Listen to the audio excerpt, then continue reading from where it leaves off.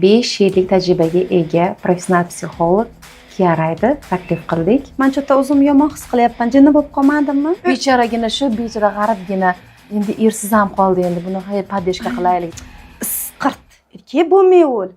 Befarosat. Bu muhokamaga sabab bo'ladigan o'zi katta tema. Bu alohida gaplashamiz. Borim shu. Menga haqiqatni gapiringlar. Qancha daromadingiz psixologiyadan? Erimni barakasi uchib ketmaydimi? Rahmat aytaverib. Ustoz, sizda bir tarafingiz borda, odamni zo'r ochasiz rostdan ham savollaringiz bilan. U erkak meni Instagramimga yozgan. Oilamni barbod qilding.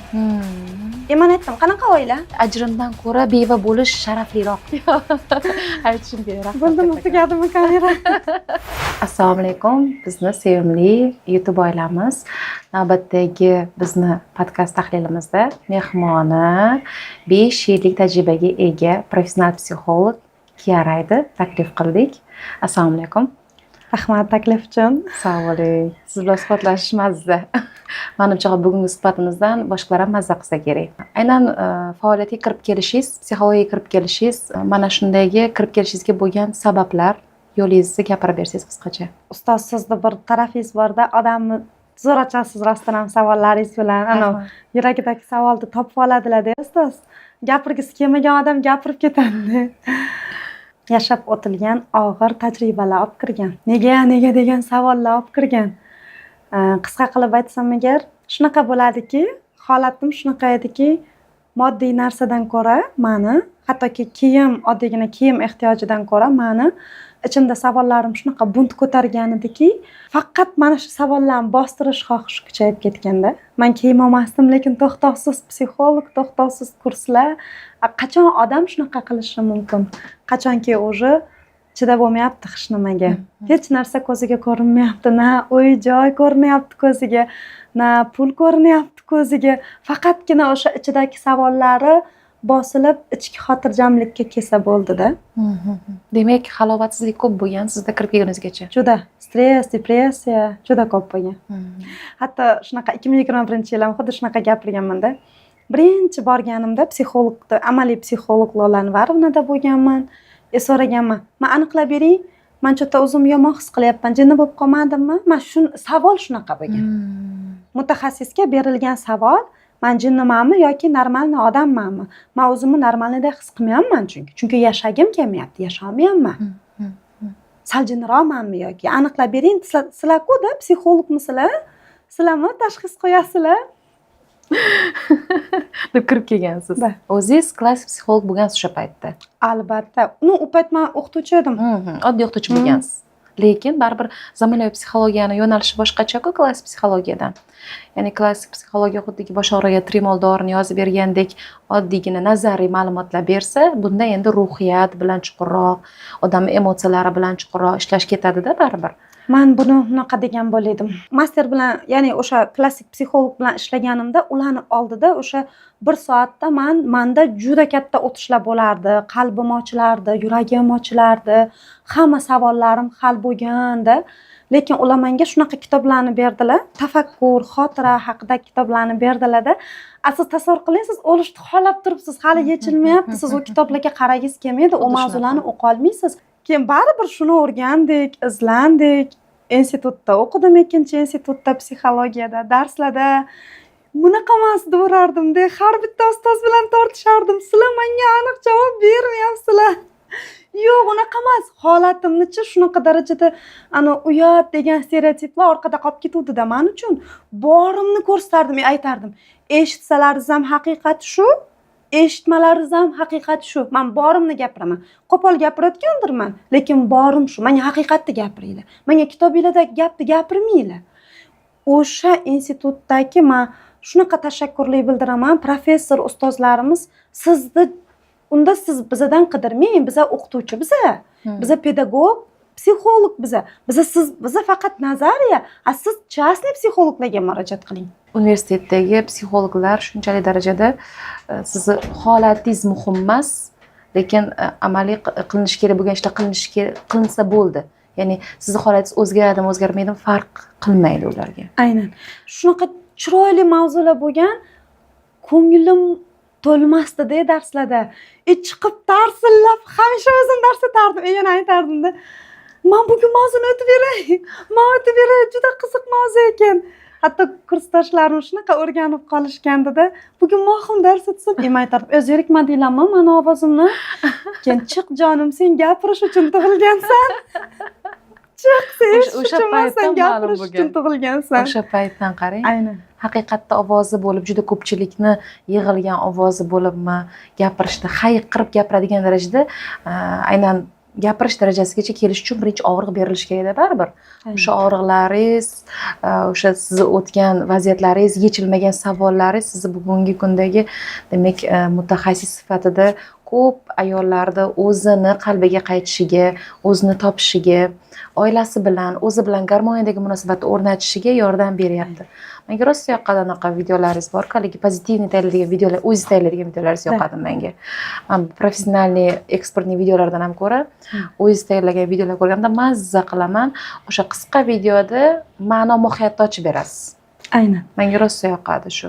Unaqangi lug'at ma'no mohiyatni ochib berish uchun ham odam ko'p narsadan o'tgan bo'lish kerakda. Ustoz, bilasizmi, mana siz bilan ham tanishdik-ku o'tgan yili.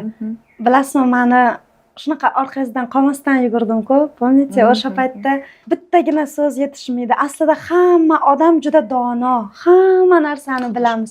Bittagina bizga podдержка va ishonch. Siz menga qilasan. Asalim, sen hamma narsani qila olasan deganingizda, kechalari uyqum kelmasdan men yozib chiqardim. Eslaysizmi shuni? Bu ana bu haqiqiy ustoz. Sizga reels qo'yganimda ham aytgandim. Mana shunaqa bo'ladi haqiqiy ustoz.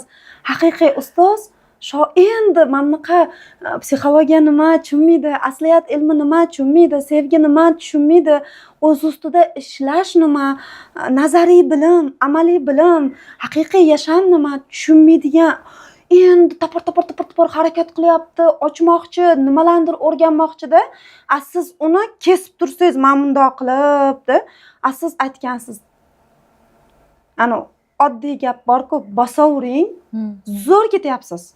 Mana shu narsa tortaverardi sizni oldingizga qarab. Shunaqa tortardi, chunki o'sha ishonch, o'sha himoyalanganlik hissi menga yetishmasdi. Bilasizmi, mana shuni o'zi ham, mana shu ishonch va himoyalanganlik hissini yetishmasligi travmasini men aynan institutda olganman. Gapirib oling shu haqida ham. Gapirib oling. Bor-da shu og'rig'im shu ustozlarga.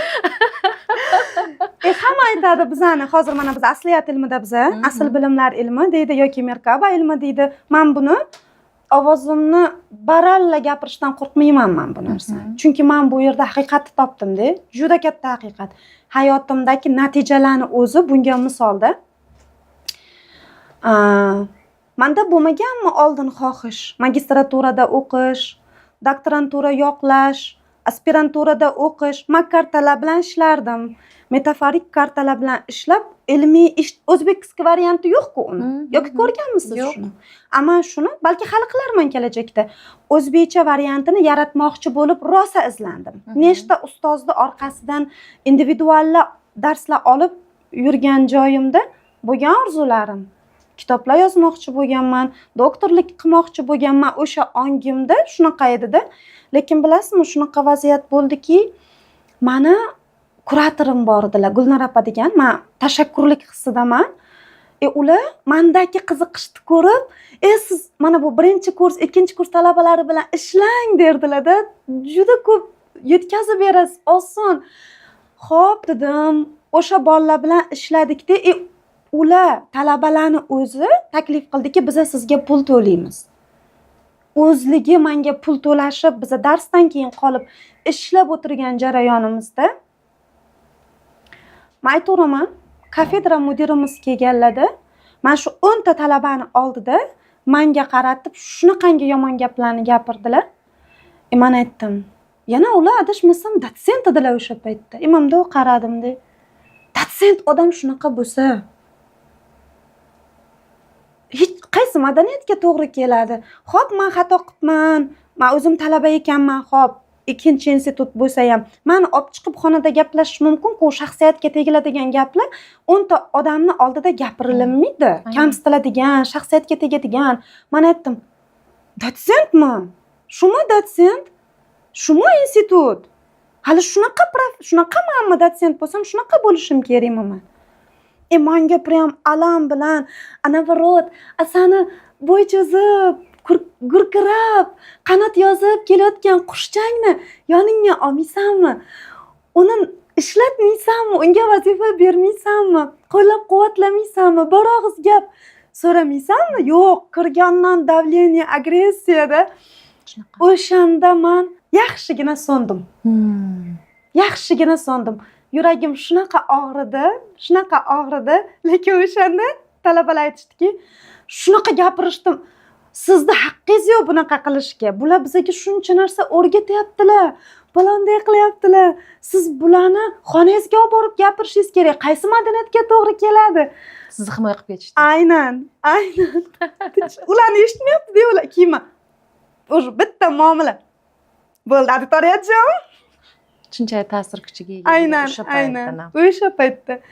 Men ham sizda aynan shuni ko'rganman-da, ya'ni odamni haligi xuddi mevani ham urug' payti bo'ladi yoki bo'lmasa daraxt bu o'sib chiqqandan keyin g'o'ra payti bo'ladi, pishgan payti bo'ladi. Sizga davay deganim pishganingizni ko'rganim uchun. Endi ommalashishga yetib kelgansiz, ko'proq ommalashishingiz kerak, ko'proq auditoriya bilan ishlashingiz kerak degandek qila olasiz deganman. Men yoningizdagilarda sizni darajangizdagi pishganlikni ko'rmaganman. Chunki odamni barbaligi qadriyatlari rol o'ynaydi. Nima uchun 100 ta odam ichidan bitta odam tanlab olinadi? Uni avvalo qalbi toza bo'ladi, u avvalo atrof bilan qanaqa gaplashishni biladi, o'zini eshitishni biladi. Ya'ni hamma tomon o'sha talabiy me'yorlar bor baribir. O'sha me'yorlarga to'g'ri kelsagina bitta odam sohib bo'lib chiqadi-da. Boshqalarda o'sha hasad uyg'onadi. Nima uchun? Men bo'lishim kerak edi, men loyiq edim degan narsa borligi uchun, lekin men sizda hech kim bilan o'zingizni solishtirishim ham yo'q. Ayniqsa unga milliy kanalga ko'rsatuvga borganimizda hatto aktrisaga iltimos qilgansiz-ku, lekin meni ustozim bilan rasmga olib qo'ying desangiz, u hayronda. U bilan rasmga tushishadi o'zi, mashhur aktrisa, lekin siz men bilan rasmga tushaman deganingizga telefonni berib qo'ylik. Bundoq qilib videoga ham olib bering, videoga ham olib bergan, rasmga ham olib bergan. Aynan. Odamni qalbidan joy olish bu pulga ham sotib olinmaydigan narsa-da. Aynan. Mana shunaqa ustozni topganda qo'yib yuborgim kelmagan, juda ham bo'chi bir og'iz so'z yoki asalginam degan joyingizda o'zida yoki amoxim hammasi o'xshaydi. Voy, nima bo'pti sizga bu?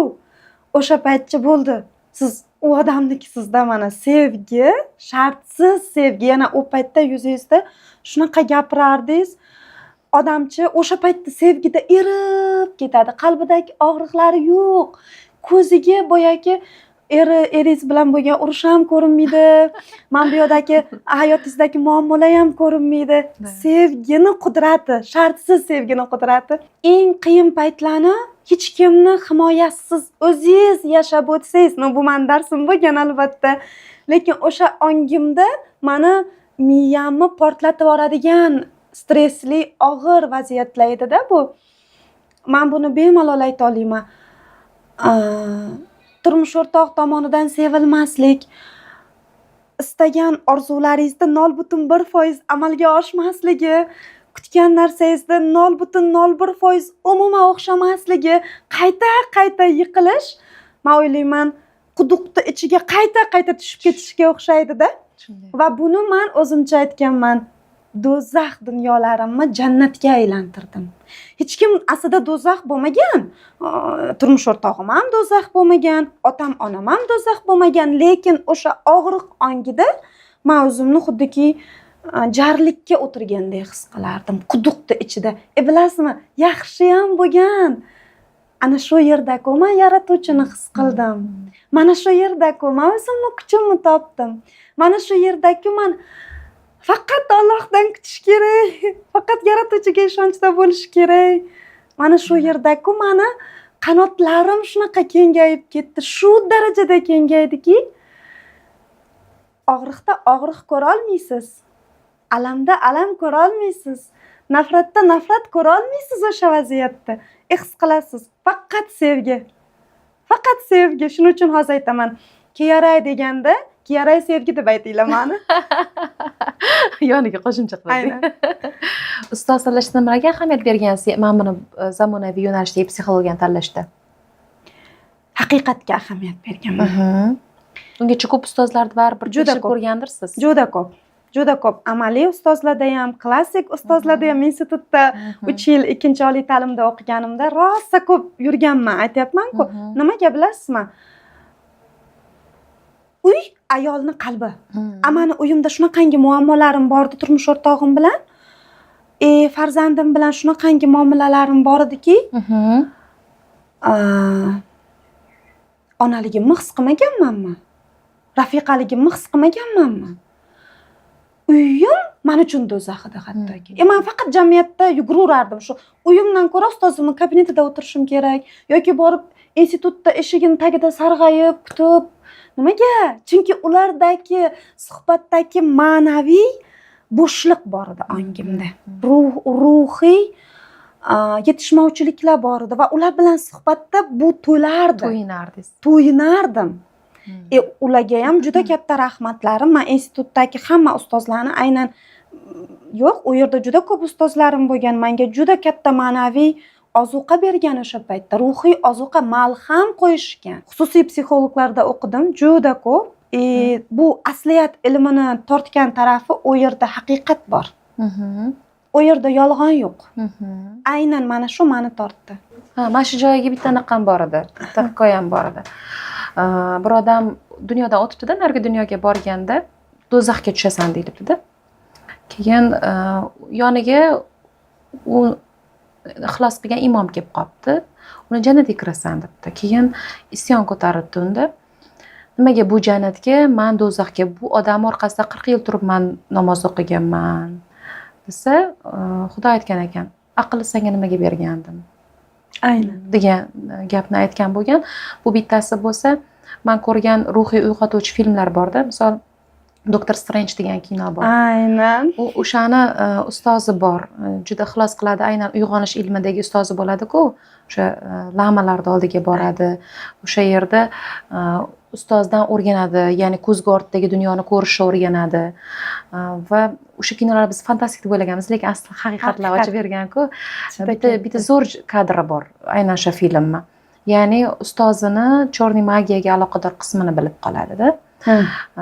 Menda savol ko'tarilgan o'sha joylarda.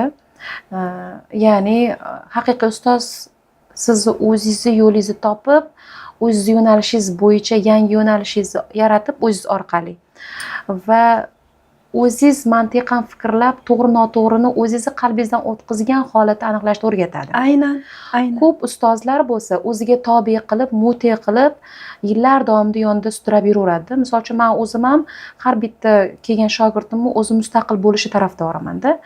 Kerak bo'lsa, meni xato qilayotgan joyimni anglasin. Chunki biz insonmiz, xato qilishga moyilmiz. 100% to'g'ri qilamiz degani emas hamma narsani. Biz yo'lda o'rganamiz, hayot yo'lida o'rganamiz, nimalardir xato qilamiz, baribir nimadir to'g'ri qilamiz. Lekin ustoz endi bir qadam oldinda bo'lgani uchun aynan o'zini yo'nalishi bo'yicha to'g'ri yo'l ko'rsatadigan inson. Lekin u degani bu to'laqonli haligi gunohsiz, pok degani emas-da. Mana shu tushunchalarga o'sha joyda o'sha aynan o'sha kinodagi mana shu joyi meni ta'sirlantirgan. Siz nimaga u yoq bilan aloqa qildingiz desa, qaysi joyda ular bilan ham kelishishim kerak edi. Ya'ni uni tortib ketib qoladi-ku, chorniy magiya qismi o'sha umuman uni tanasi bilan tortib ketib qolganda, Doktor Strange bundan buyog'iga o'zi ketish kerakligini anglaydi. Anglaydi. Ya'ni o'sha joydagi vaziyat uni, demak, to'g'ri yo'lda tanlab o'zim dal ketishim kerak ekan degan xulosani beradi. Undan keyingi o'shaligi qahramonlar dunyoni qutqardi, boshqa kinolarda o'zlarini ochib berishgan. Va tushunganman.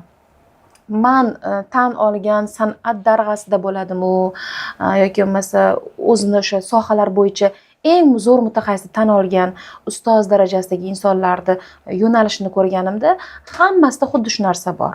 Ya'ni shogirdni mustaqil bo'lishing kerak va o'zingni yo'lingni yaratishing kerak. Menga har doim bog'liq bo'lishing kerak emas. Men bilan maslahatlash. lekin san o'zingni yo'lingni yaratishing kerak degan narsani beradi. Siz tanlagan ustozlar ham bugungi kundagi o'sha ruhiy ustozlaringiz o'zingni yo'lingda ketishing kerak, o'zingni yo'lingni yaratishing kerak degandek yo'nalishlar berishadimi? Mani ustozim Safiriya. Mani ustozim Elshexina. Ularda ham yaxshigina o'qidim. Coachlar olgan ustozlarim bor. Juda ko'p unaqa o'tkazuvchi masterlar. O'tkazuvchi master deyman, lekin juda ko'p kurslarni men Safiriyada o'qiganman-da. O'zingni ichingdagi yaratuvchini uyg'ot. Qullik ongidan erkinlik ongiga, sevgi ongiga ko'taril. Mana shu g'oya bor u yerda. Inson ongi cheklovli-da. Cheklovlar bor, qo'rquvlar bor. Inson ongida vaziyatga nom berish bor. Inson ongida birlik ongi, tenglik ongi, sevgi ongi degan tushuncha yo'q. Inson ongida daraja juda katta, qo'rquv juda katta. Inson ongi qiyinchiliklarni sevadi. Qiyinchiliklardan mazza qiladi. Men buni o'zim mijozlarim bilan ishlaganimda men shunchalar tushundim. Bo'ldi shunaqa voqea. Bir qizimiz bilan ishladik-da, mana 12 yillik oilada 6 yildan beri xotinni to'shagi alohida. Men aytaveraman bu gaplarni, chunki aytsam ham aytmasam ham bor bu. Buni ham kimdir gapirish kerak-ku. 6 yildan beri to'shagi alohida. Ona shu darajaga kelib qolganki, bolasini uradi, o'zi kasal, to'xtovsiz doktorga yuguradi. Ular biza bilan ishladilar-da. 3 oy ichida 30 kilodan oshiq vazn tashadilar. Hech qanaqa fitnesssiz. Ong bilan ishlanganni o'zida shuncha o'zgarishdi. Chunki haqiqat ishlanilindi u yerga. Ichidagi quduqqa tushilindi. U ish juda buyuk ish, juda ilohiy ish. Bitta o'tirib ishlash uchun biz 7 soatlab vaqt sarfladik. 7 soat praktikada ongimizda shifosiz dasturlanish, shifosiz dastur, ya'ni otaga nisbatan og'riqlar, onaga nisbatan og'riqlar. Ota-ona degani bu turmush o'rtoq, bu ota, ona bu sizsiz. Ya'ni ota-ona bilan hamma narsa ishlandi, bu degani bo'ldi. Hayotingdagi baraka ham ishlandi, hayotingdagi mo'l-ko'lchilik ham ishlandi, munosabatlardagi sevgi ishlandi degani. Biz o'sha 7 soat nima qilamiz? Mana har bitta odamni ongida obraz bor. Masalan, turmush o'rtoq, u umuman boshqacha bo'lishi mumkin. Men turmush o'rtoq bilan O'zbekistondagi ayollar diqqatiga-da, men ana shu savol bilan murojaatga chiqaman-da. Siz turmush o'rtog'ingiz bilan oxirgi marta qachon qalban gaplashdingiz? Qachon unga atab she'rlar yozdingiz? Men aytdim-da, men nimaga sizga atab she'rlar yozmay qo'ydim? Nimaga ishdan kelganingizda yugurib chiqib bo'yningizga osilib olmayapman? Qani o'sha sevgilar? Men siz sevib ekanman. Nima bor? Keling ishlaymiz o'tirib. Men xohlayman. Men siz haqingizda kitob yozishni xohlayman. Chunki shunaqa insonligingizni bilaman. Qani oxirgi marta qachon 4 soat o'tirib gaplashdingiz? Bolalarsiz, qaynona qaynotasiz, dunyo tashvishlarisiz, yolg'iz qolib, qalbni qalbga ulab, ko'zni ko'zga qaratib, rost ma'nosiga maskalarsiz, mas'uliyatsiz, "Men erkakman" degan niqobsiz. Bu ayol, joyingda o'tir. Seni qalbing unaqa gapirishga haqqi yo'q. Sen ayolsan degan iqrorliklar siz qachon gaplashdingiz degim keladi-da men.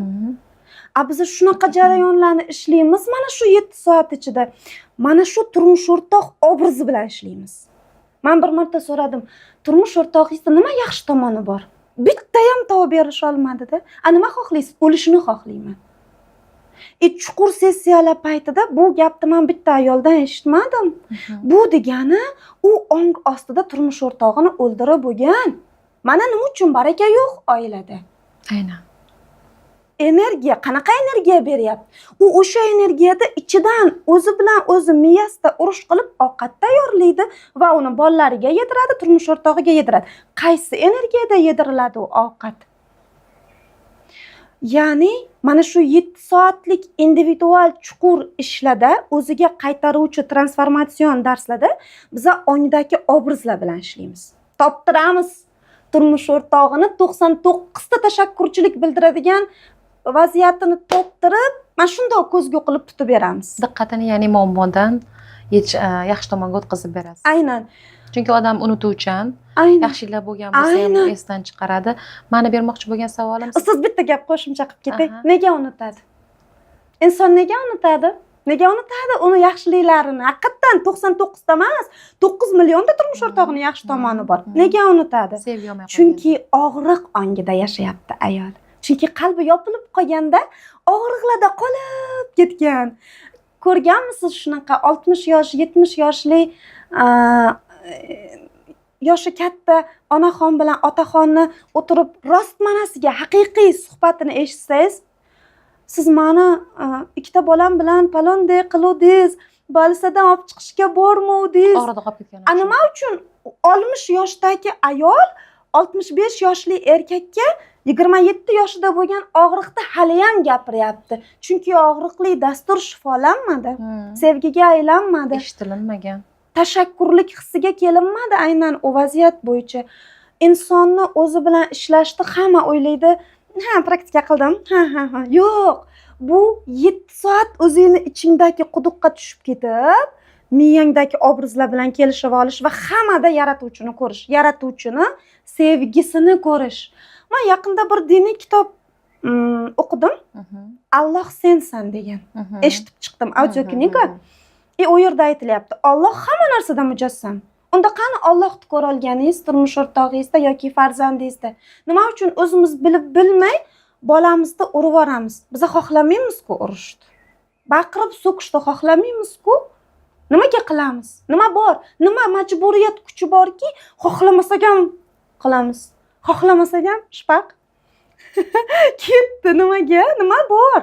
Mana shu darajada chuqur ishladik-da biz u ayol bilan. Shunaqa transformatsiya bo'ldiki oilasida, u erkak meni Instagramimga yozgan, oilamni barbod qilding. Men aytdim, qanaqa oila?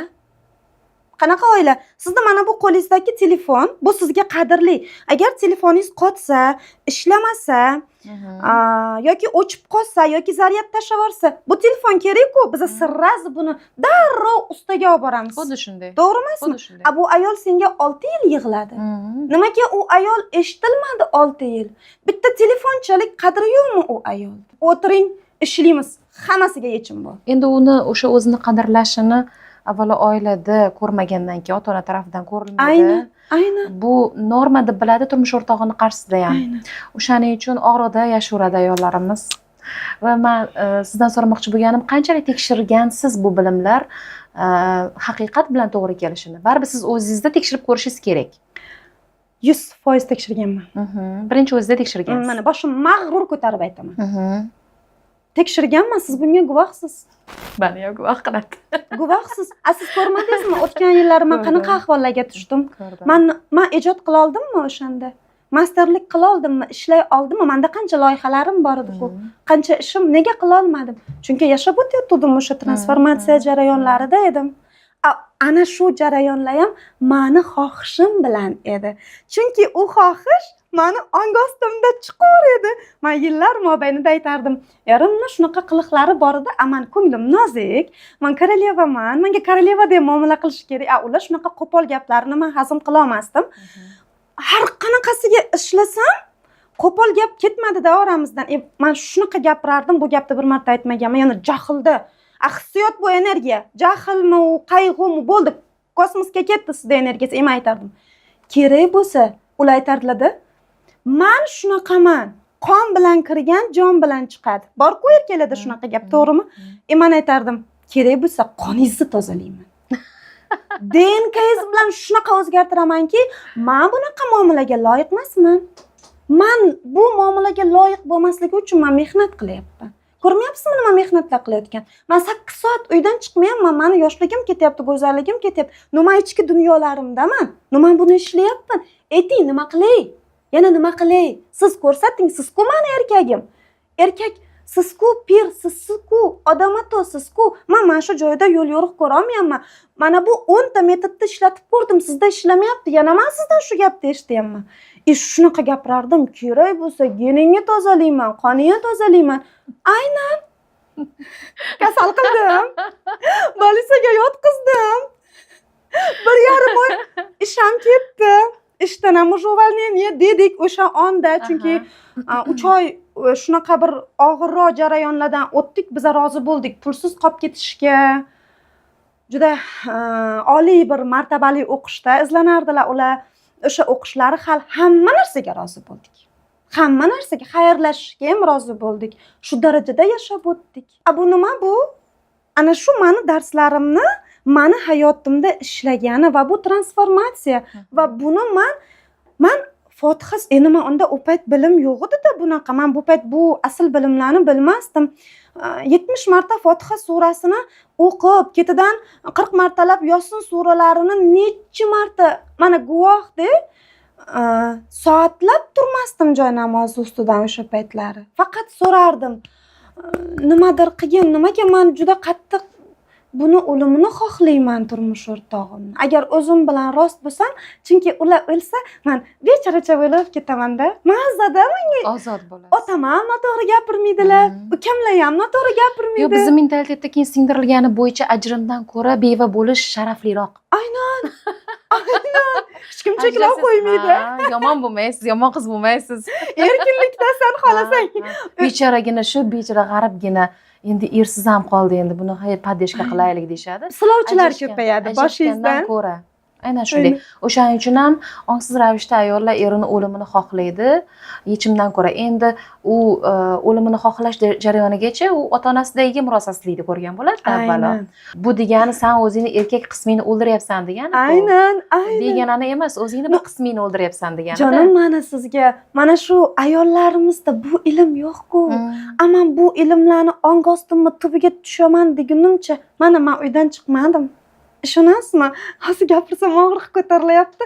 Bolamni maktabiga olishga boraman, как будто men ayol emasman. Sochlarim mo'y, shu darajada transformatsiya ketyaptiki, yuvinishga-da kuch yo'q. Tushunmayapsan. Yo'q, shuni ham men xohish yo'q yuvinishga. Sochim shunaqa mo'y, katta kurtkani kiyaman. Chunki to'xtovsiz yozaman, chizaman, ishlayman. Bir kunda sochim mo'ylanib ketadi. Chunki oldin men sochim rosa uzun bo'lgan, men bir haftada bir soch yuvganman. Men bunda uzun bo'lganda sochim.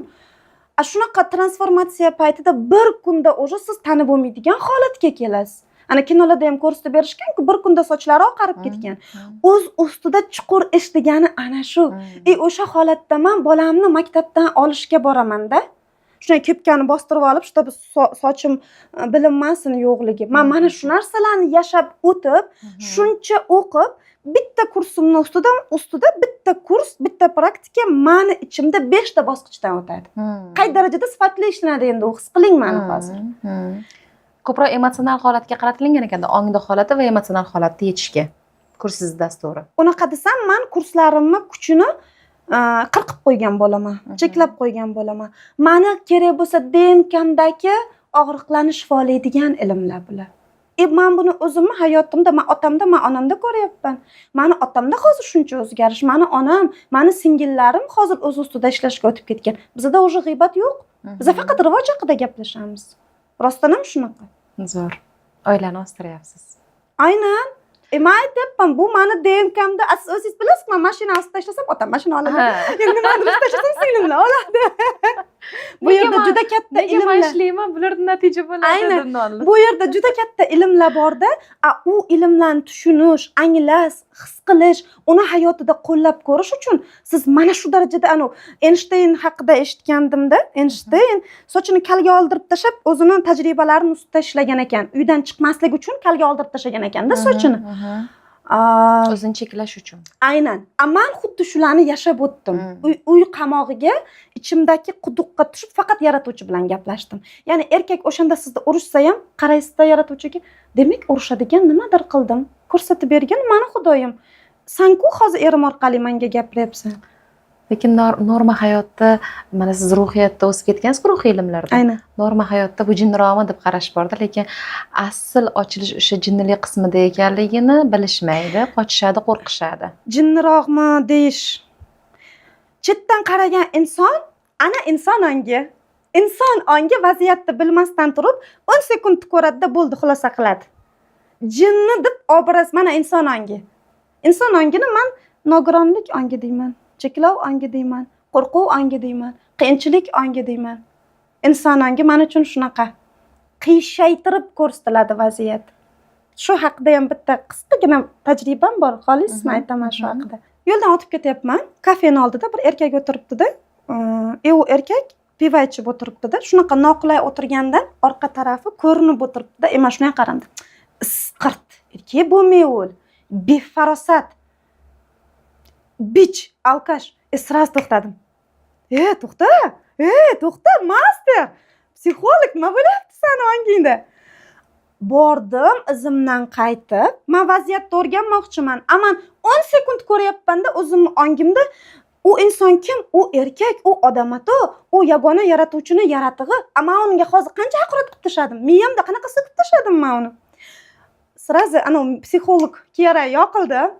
Oldiga keldim, bilmoqchiman. So'rasam, vaziyatni o'rgandimda, hech qanaqasiga ular alkacham emas ekan, becham emas ekan. Ular o'zini opasini Hindistonga davolatib, ana mashinalarni sotib, fura haydab yurgan haydovchi ekan. Ammo ongimdagi buncha nafrat qayerdan? Hurmatli kuzatuvchilar, qayerdan buncha nafrat? Kimni ko'rganman shunaqa o'tirgan yomon holatda, mana shunday pivo bilan orqasi ochiq holatda o'tirsa, alkash deyiladi. Qachon ko'rganman, kim singdirgan? Mana shu yerda mohiyat. Inson ongida biz vaziyatni aslicha ko'ra olmaymiz. 10 sekund ko'rgan qismimizdan taq 90 ta ayblov, 90 ta haqorat ketdik. Mana inson ongi, ya'ni vaziyat asliyati ko'rilmaydi-da, qiyshiq ongda, qiyshiq nazarda qaraladi vaziyatga. Ammo to'xta qani deb o'zimga qiziq bo'lib ketdi-da jarayon. Borib gaplashganimda opasini Hindistonga etib davolayotgan qanaqangi odam ato u kishi, shuning uchun mehnat qilyapti. 2 sutka men uxlamaganman deyaptilar. Haqqi yo'qmi? 2 soat uxlamagan erkakni bittagina pivo ichib charchog'ini chiqarishga. Ammo inson ongida qanaqa so'kib ketdim, bichga chiqarib qo'ydim. Bu meni programmam. Bu meni ongostimdagi programmam. Bu meni yashamlarim. Bu meni ongimdagi erkaklarning obrazi. Endi jamiyat orqali singan, qarashlar orqali shakllangan tushunchani ko'tarilishi desak ham bo'ladi. Aynan. Lekin inson ongi yoki yaratuvchi ongiga ajratish qaysidir ma'noda men to'g'ri deb hisoblamayman. Insonni shunchalik mukammal qilib yaratganki Xudoning o'zi, uning ichida butun koinotni jamlab yaratganda, ya'ni uni kengayuvchan, rivojlanib boruvchan, o'sib boruvchan, o'zgarib boruvchan qilib yaratganda, bu muhokamaga sabab bo'ladigan o'zi katta tema. Bu alohida gaplashamiz. Ochsak ochilib ketadi, juda katta tema. Bu bo'yicha alohida gaplashish kerak ekan. Aynan shu bilimlaringizni auditoriyaga yetkazishda, ommalashishda bugun ijtimoiy tarmoqlarda qanaqa faoliyat olib boryapsiz? Mani hozir yosh bolam bor. Mani oilada vazifalarim bor. 5 ta vazifa. Ayollik vazifam bor, onalik vazifam bor. Mani turmush o'rtoqlik vazifam bor, ayollikdan tashqari. Mani mutaxassisligim, men hozir shularni garmoniyada ushlab turyapman. Qolgan vaqtimni ishlayapman. Menga bu mazza. Chunki o'zimni o'rnimdaman. Erim bilan sevgim bor. Farzandlarim bilan sevgini yaratib oldim. Oilamdagi kredit savoli, boshqa ularning pul savoli yopdingiz. Anchagina hal qila oldim. Yopdim deya olmayman. Yopdim desam aldash bo'ladi. 80% ga hal qildik buni. Turmush o'rtog'im bilan kelishib sevgida. Va shundan qolgan vaqtimni ishlayapman mijozlarim bilan. Bunda men qancha foizga deb baholaysiz shunda? Necha foiz ishlayapsiz bir kunda? 4 soat vaqt ajrataman. 4 soat. Bu normal. Ko'bisi bilan 5 soat. Ko'bisi 5 soat. Qolgani meni shaxsiy vaqt. Ko'proq onlayn ishlaysiz-a? Men 100% onlayn ishlayapsiz. Ofislar ochuvdingiz-ku demoqchiman-da. Ofislar ochgandim. Ofisdan ko'ra hozir bu variant menga qulayroq. Chunki u ko'pchilikka qulay bo'lib qoldi. Qulaylik zonasiga kirib qoldi ko'pchilik. Lekin bizani mijozlarimizning pik rivoji, bizani jonli uchrashuvlar qildik Toshkentda bir necha marta, kelishdi, viloyatlardan kelishdi va retritlarimizda juda boshqacha namoyon bo'lyapti ularning kuchi. Juda ochilish boya siz aytdingiz-ku, inson ongi, inson bitta kosmos, u bilmaydi kosmosni. Bilmaydi, u qo'rquvlarning ichida, u qiyinchiliklar ichida yashab yuribdi. U o'zi kosmos ana shu gapingizni o'ziga ham ishonmaydilar. Ola, olasan deyishi mumkin. Shunaqa. shunaqa. Mamma kosmos keladi deyishi yani mumkin. keladi. Biz ham qoqilib soqilib Aynan. keldik-ku, keladi yana baribir tayyor bo'lib kelarkan demoqchiman. Go'zalim, mani jonim, mana bu narsalarga kelish uchun necha soatlab o'qidingiz jonim ustozim? Ayting menga. Qancha vaqt ajratdingiz bu ilmlarga? Kechasi Juda bilan ko'p. uxlamasdan praktikalar ko'p. qilib chiqdik-ku. Men o'zim guvohiman-ku sizni ertalabgacha ishlab chiqqaningizga. Demak, hamma narsani tagida mehnat yotibdi. Xuddi shunaqa. Endi aytyapman-ku, tayyor bo'lgan baribir keladi sekin. Aynan. Hozirgi tushunchalarim bo'yicha odam o'zi tayyor bo'lsa, qidirib izlab kelarkan. Aynan. Bu qadar jon kuydirish, bu qadar fidokor bo'lish shart emas ekan degan xulosaga kelganman. Hamma o'zining javobgarligini olgan holatda yetib kelganda vazifa jihatidan ko'magimiz bo'lsa yordam ko'rsatamiz. Tayyor bo'lmasa yo'limizda davom etamiz. Shunaqangi xulosaga kelganman-da. Oldin xuddi sizga o'xshagan bu bilimni hamma bilishi kerak. Aynan. O'rganish kerak, har bir oilaga kirib borsin, ayollar o'zgarsin degan xulosam juda yuqori edi-da. Chunki siz mastersiz, siz psixologsiz va biza nima yaxshilikni ko'rsak, nima sevgini ko'rsak, bizning Ilingimiz vazifamiz keladi. berish. Shu o'zingiz hansirab, charchab qolsangiz ham odamlar zo'r, chunki bu bosqichdan men o'ylayman hamma master o'tadi, hamma psixolog o'tadi. Xuddi shunday. Siz so'radingiz-ku, auditoriyani qanaqa qilasiz? Men o'tiraman, kurs yarataman, jamlayman, kurslarim ustida kamida 3 oy ishlayman. Chuqur ishlab chiqaman har bitta praktikani ustida. Yaratuvchiga qarab aytaman. Kim kerak, shular kimga kerak, kelsin menga. Men 1 oylik darslar o'tib berdim. Tekinga. Aynan o'shandan keyin mani izlaganlar, men sizda Xudodan so'raganman deb mas'uliyatni bo'yniga olib, pul to'lab yozildi. Ya'ni u yerda meni manfaatim bor. Men ularni balansga kirgizyapman, ilm beryapman, balansga kiryapti deb shuni ongi ochilib, ular menga pul to'lab yozilyapti. Meni auditoriyam hozir xuddi shunaqa auditoriya. Qancha daromadingiz psixologiyadan o'rtacha? O'rtacha degani, hali aniq summa ayting demayapman. O'rtacha degani bu degani kamaytirib aytishingiz kerak degani bilasiz. Hozir unaqa katta emas. 2-3 ming bormi? Bor. Undan qanchaga ko'tarmoqchisiz mana shu muddat, qanchadir muddat ichida? Aytaylik 1 oy ichida, balki 3 oy ichida. Bunaqa bu savol haqida o'ylab ko'rmagandim to'g'risi. Lekin master sifatida kengayishingiz uchun, auditoriya sizni bilishi uchun, bu degani siz faqat masterlik qismingizni o'stirish degani emas, siz ommalashish ustida ishlashingiz kerak, daromadingizni hisobga olish kerak, hamma tomonni hisobga olishingiz kerak degani-ku. Ustoz, bilasizmi, hozir menda blog guruh, hamma narsa bor, studiya ham bor, hamma narsa bor. Menda xohish yo'q. Bu nimadan? Judayam emotsiyaga o'tib ketganingizdan, hissiyotga o'tib ketganligingizdan. Mana shu davrlarda 2020-yillarda yashaganman-da. Faqat duxovniy psixolog bo'lib qoldim, qalb psixologi bo'lib qoldim-da, moddiyatni esdan chiqardim. O'sha paytda meni uyg'otgan narsa nima bo'ldi? Bitta skorotka bo'ldi. Bitta skorotkang yo'q. Moddiyatingni hal qilmayapsan, ya'ni biz hamma tomonda balans topib ketishimiz kerak-ku. Sen faqat ruhiyat, meni holatimga bog'liq, faqat holatim bilan hisoblashim kerak desang, nega yashab yuribsan degan savol berganman o'zimga. Men ham xuddi shu savollarni berdim. Men oxiri bunaqa dedim. Pulni erim olib kelib bersin menga, men pul uchun ishlamay. Bo'ldi уже. Shundan keyin aytdim men, agar men tayyor bo'lsam, Xudoyim berdi-ku, Xudo menga o'zini his qildirdi-ku. Agar men tayyor bo'lsam, menga o'sha 600 auditoriya keladi. Jonli auditoriya, jonli treninglar hammasi men so'radim. Oson va yengil kelsin. Hozir menga nima qulay? Hozir men qulay muhitda o'tiribman, uyimda maza qilaman. O'sha mijozlarim bilan ishlayman. Hozir menga ko'proq qiziq bo'lib ketyapti. Chet el retretlar. Men rosa katta, chunki chet elda odam umuman boshqacha ochilar ekan. Individual ko'proq. O'zim kuchim yetadigan auditoriyani olib ketib, aynan pul to'lay oladigan, masalan, 100 ta odamdan emas, o'shani bir 10 ta odamdan olaman-da, o'sha summani 10 ta odamga men chotki orqaga qaytmas natija qilib bera olmayman. Bunga 100% ishonchdaman. Menga hozir mana shu loyihalar ustida ko'proq ishlayapman. Ochiqman, qolgan hamma narsaga koordinata berib qo'yganman, kelaversin. Lekin aynan pul savolini men erimga topshirib qo'ydim. Menga ham kelsin, qanaqa kelsin? Sevgida kelsin, sevgida bir qiyinchiliksiz. Hozir men o'ylab ko'rdim-da ularni. Men hozir bu narsalarga yugursam, men hozir onaligim, yosh bolam bor-ku.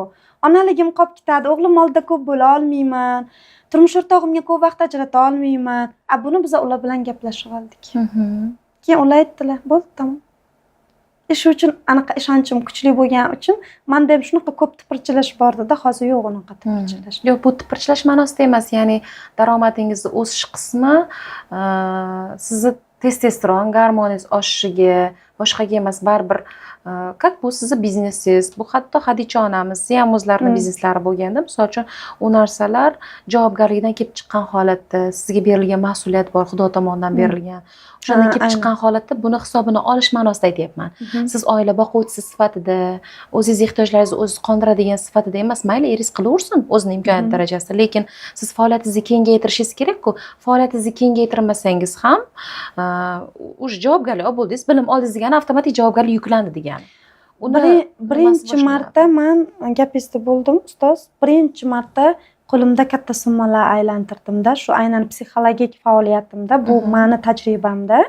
birinchi marta yaxshigina $6000 summalar aylantirdim man aytyapman xuddi shunaqa oson va yengil kelsin man qilmayapman deyolmayman qilyapman balki shu uchun mani chaqirdingiz ishlagandirman buni ustida aytmoqchi bo'lganim bir haligi 10 hissaga daromad oshishi bo'yicha birinchi o'rinda biz mana o'zimiz ham odamlarga maqsad qo'yishni niyatni to'g'irlash bo'yicha aytamiz-ku avvalo niyatdan boshlanadi o'sha niyatlaringizni ongingizga ko'rsatib aytyapsiz koordinatalar beraman deb koordinata berish bo'yicha shu qism moddiy qismga ham urg'u berasiz endi moddiyat pul bu bizni harakatlarimizni mevasida shunaqa deb qarashimiz kerak u bizga motivatsiya beradi oldinga ketishga yana sizni ijodingizni yana ham ko'proq targ'ib qilishga yana ham o'z ustingizda ishlashingizga baribir moddiyatga bog'liq aynan ustoz man xohlayapman hozir вот mana manda kuch bor balans bor shuncha ilm bor man koordinata berib qo'ydim aynan ongimga yagona yaratuvchidan so'rayapman mani oldimga kelsin hamkor tashkilotlar man tayyorman jonli treninglar o'tishga viloyatlarda safarlarda bo'lishga tayyorman beringlar menga takliflar kelsin so'rab buni ustida ishlayapman o'zingizdan qanaqa takliflar bo'lyapti o'zimdanmi auditoriyasi bor tanishlaringiz bilan kollaboratsiya qilish bo'yicha mana hozir bizni ham hamkorligimiz bu sizni yana auditoriyangizga plyusga ishlaydi shunga o'xshagan tanish auditoriyasi borlar ichida demoqchiman qanaqa o'zingiz harakatlar qilasiz nima uchun aytyapman bu narsani mani o'zim ham xuddi sizga o'xshagan manga taklif kelsin deb kutib o'tirardim lekin yaqinda milliy kanalda Chirchiyoyda bo'lib qoldim o'sha kuni men borgan kunim juda mehmon ko'p bo'lib ketib qolibdi-da bu narsaga 2 martami 3 marta guvoh bo'lganman bu oxirgi guvoh bo'lganim chiqayotganimizda shu yerdagi assistent qizlar aytishyaptiki Oybarshin opa juda xijolat bo'ldim bugun mehmon ko'payib ketdi 2 kishilik mehmon bor paytda alohida sizni chaqiraman man xafa bo'lganim yo'q ya'ni men kam gapirganimdan xafa bo'lganim yo'q menga atmosfera yoqdi mayli deb oldingi safar chaqirishganda uxlab qolganim uchun xijolat bo'lib bordim Otabek Mutalxo'jayev kelgan ekanlar bir kun shaharda bo'laman bir kun Toshkent shahrida bo'laman shu fursatdan foydalanib mani chaqiringlar deb o'zlari taklif qilganlar yana ko'ryapsizmi ya'ni o'zini targ'ib qilish uchun o'zidan harakat beryapti bo'lmasa taniqli inson ommani nazarida doimiy e'tibor markazida bo'lib turish uchun odamlarni xotirasidan o'chib ketib qolmaslik uchun ham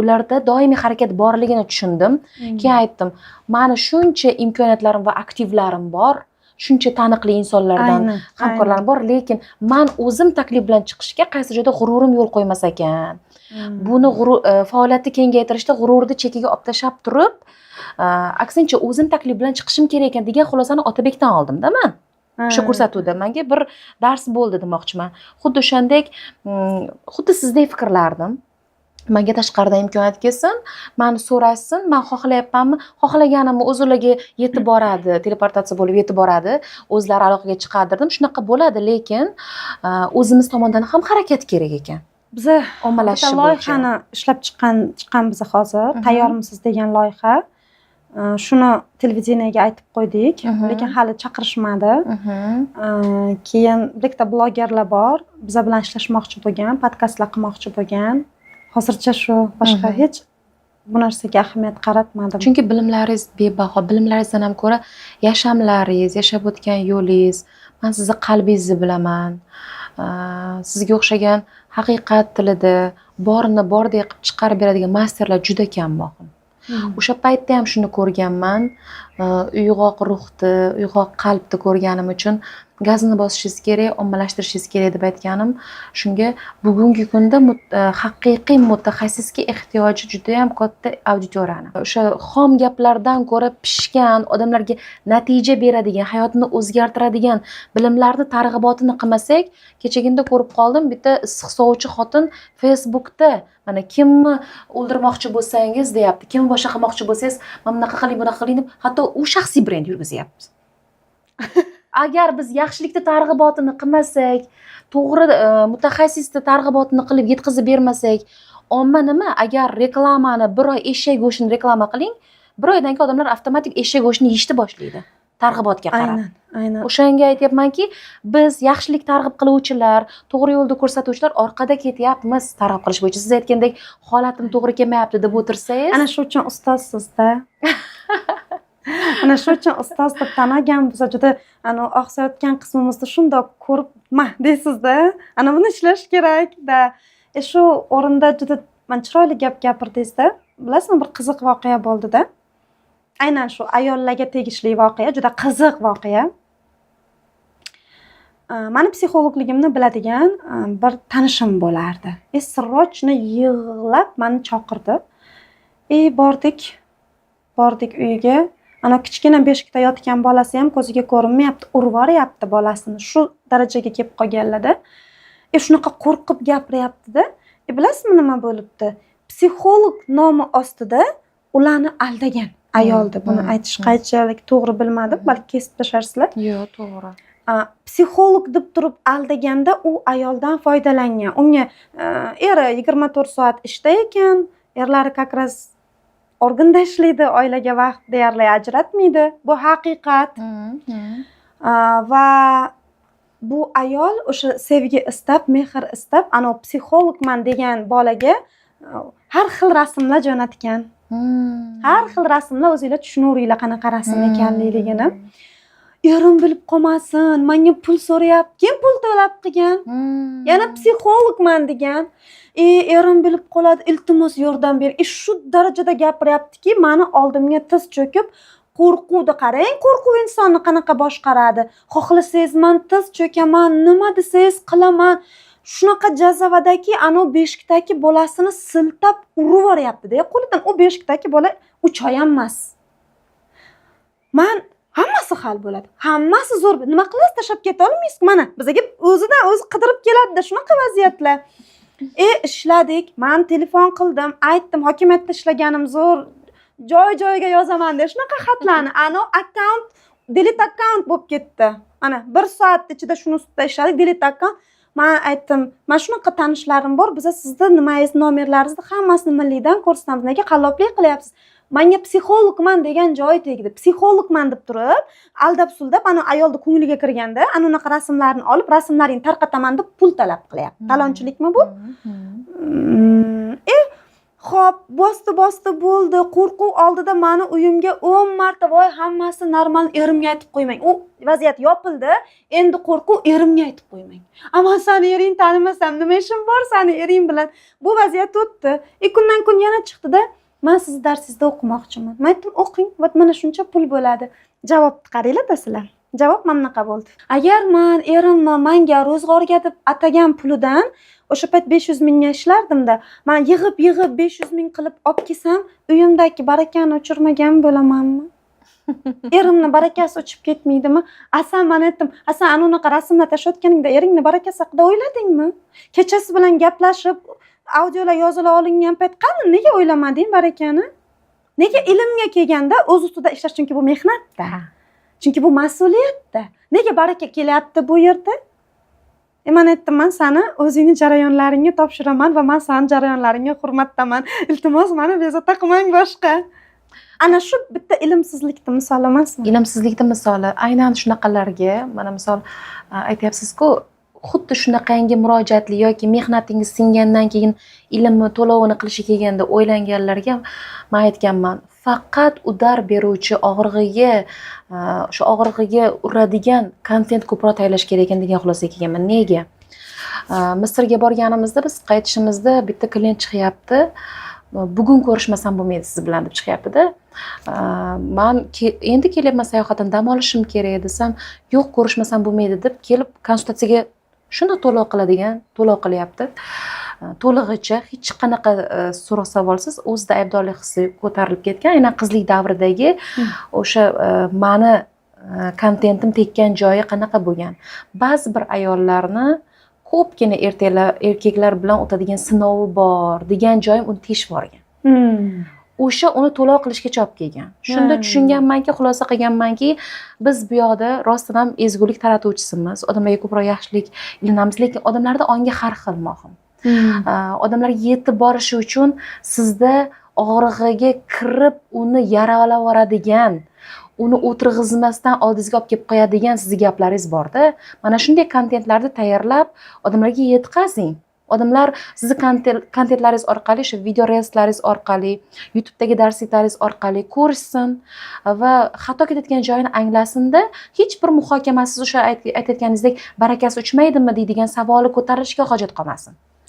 Aynan sizni ijtimoiy tarmoqlaringiz rivojlanishi, bilimingizni ommalashtirish sizga yengillik beradi bu tomondan. Aynan. Qimmat psixologlar bor bugungi kunda, o'zingiz bilasiz kimlarligini. Qimmat psixologlar bor, qimmatli. Ularni asosiy yutug'i bu tomondan ular ko'proq kontentga urg'u beradi. Aynan. O'zini shaxsini ustida ishlashi yoki odamlarga ko'mak berishdan ko'ra bir qanaqangidir kurslar yaratib qo'yishgan. Bugun bozorda psixologiya zo'r ketayotganidan foydalanib, info bozor rivojlanayotganidan foydalanib, lekin odamga rostdan naf beradimi, yo'q bilmayman. Shunaqa psixologlar beraman, bilaman. Prof kursi $5000 da.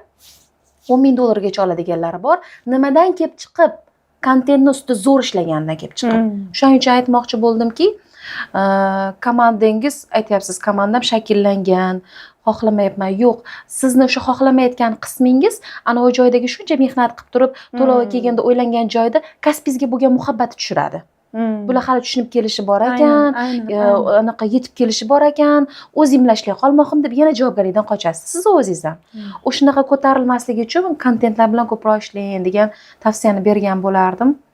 Yaxshi ko'raman, siz bilasiz, yaxshilardan ilinaman. Rahmat. Bugungi suhbatimiz rosa manfaatli bo'ldi deb o'ylayman. Ko'pchilik uyg'onib qoldi bugungi suhbatdan keyin. Sizni o'zlari izlab topishsa ham kerak. Videodan keyin. Rahmat ustoz. Bitta murojaatda yaxshi ko'raman-da. Ey Xudo, o'zing Xudodan so'raganlarni oldimga olib kelib ber deyman-da. Men ham Xudodan so'ragandim, mana ustozdan olib kelib berishdi. Siz menga ko'rsatib berdingiz aynan qaysi joylarimni. Juda katta bugun maktab bo'ldi men uchun bugungi suhbat. Tashakkurlik hissidaman. Yaratuvchidan faqat sevgi ilinaman sizga. Shunchalik oilangizdan ortib, farzandlaringizdan ortib, rivojlanishingizga xizmat qilayotganingiz, harakat qilayotganingiz bu juda katta narsa. Avvalo, undan tashqari endi odamlarning o'sishiga yordam berayotganingiz bu tahsinga sazovor. Men bunaqa ayollarni tirikligidayoq o'ziga haykal qo'yayotgan ayollar deyman-da. Chunki oson narsa emas bu narsa, o'zim bilaman ayol sifatida. Bugun vaqt ajratib kelganingiz uchun alohida rahmat aytaman. Xijolat qildingiz. Rahmat aytaverib. Yo'q, aytishim kerak. Rahmat. Bo'ldim, tugadimi kamera? Rahmat. Sizga rahmat. Sog' bo'ling. Mazza qildim. Men o'zim. Вообще mazza qildim. Doim siz bilan mazza qilaman o'zi. Doim mazza hissi bor. Qalbingiz ochiqda. Buni ustida hali gaplashamiz bo'lmasa siz bilan. Siz vaqtingizni olmaylik bo'lmasa.